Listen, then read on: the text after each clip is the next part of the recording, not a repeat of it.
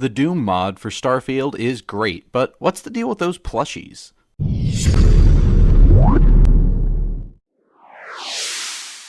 Hey there explorers, I am Doodleman149 and today I'll be talking about the official Doom mod for Starfield and, more specifically, what's up with the plushies and where to find them. This will be a shorter one, so let's hop into this.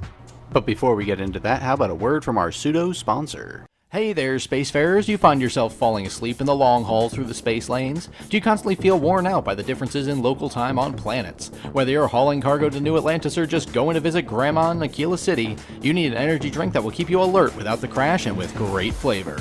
Allow me to introduce you to Dubby Energy.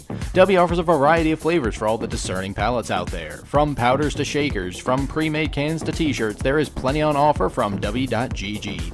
If you're cautious about trying something new in the energy drink arena, fear not, because for a limited time, use code DOODLEFAN at checkout to receive a massive 20% off your entire order. Order Dubby Energy today.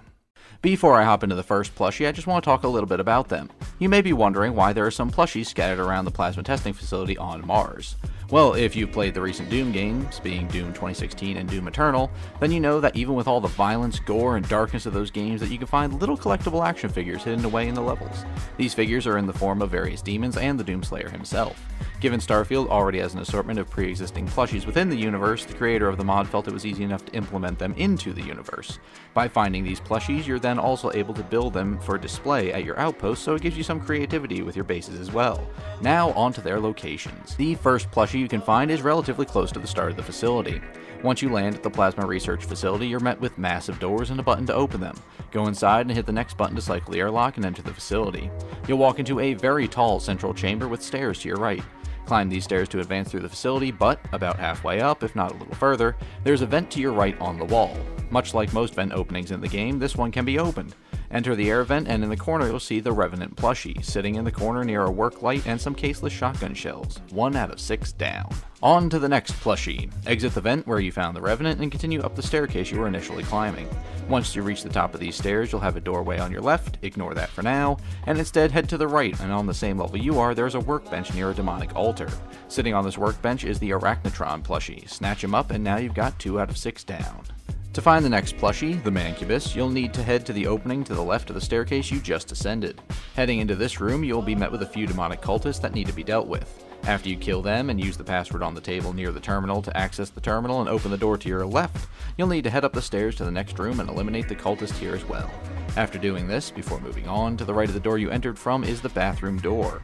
In here you can find a few supplies, but the real prize is to the right as you enter the bathroom. Walk through the plastic curtain, and sitting on a little cart right in front of you is the chubby little Mancubus plushie. Pick up his round little body and now you are halfway done. For the next one, I won't be holding your hand through this entire facility. I have a different video for that. Just look to the card on the top right of your screen, so instead I'll just jump ahead. In the room right before you get the Predator suit and the Crucible blade, this room is full of flesh and cultists, you'll want to head to an area on the first floor directly beneath the door you have to go through to get the suit in the final room. This little area is tucked away and there's an open door in the back right that leads to another room. In here, directly across from the entrance, sits a Cacodemon sitting in a locker staring right at you. Grab his big eye and now there's only 2 left to get. The last 2 plushies are really close to each other, almost comically close given who they are. In the final room with the Predator suit and the cultist leader, you'll want to head to the right of the suit and walk down the hall here. Do this before you grab the suit, by the way. Head down this hallway, and to the right is an open facilities passageway. In the corner of this area, between 2 sets of candles, sits the plushie of the Doomslayer himself. If you're brave enough, pick him up, and now there's just 1 plushie to go. To find the final plushie, simply turn around from the Doomslayer plushie, and across the hall is a novice locked door. Pick this easy lock, and sitting right inside on top of a weapons crate is the Marauder plushie. Grab him by his little horns, and now you have all 6 plushies. Congrats! Your activity is complete, and you can now grab the Predator suit and Crucible and go to town on some demonic Xenos. Plus, you can now build these plushies at your outpost to give your room some Doom-themed flair. And so that's all today, explorers. I went through the entirety of the cultist base on Mars and gave you the rundown on where to find each of the plushies they decided to make for some reason. I mean, maybe they saw the horrors of hell and thought they were cute, who knows. You first run across the Revenant first in the vent near the starting stairs, then the Arachnotron at the top of those same stairs. The Mancubus is hidden in a bathroom on the second floor up, the Cacodemon is in a locker in the room before the final room, and the Doom Slayer Marauder are in the final room down a side hallway right across from each other. Hopefully this guide was helpful in case you're missing some. I know I missed the Mancubus numerous times before I found him. So with that, I'd like to thank you guys for watching. Dropping a like on this video will help the algorithm send this help to others who may need it, and subscribing is a great way to keep up to date on when I post. There's links in the description to playlists if you're interested and more on what I have to offer. Thanks to everyone who supports me, either through Patreon or merch sales, or just by watching the stuff I make. It makes it all worth it. Speaking of Patreon patrons, I'd like to thank mine real quick. Oh, right.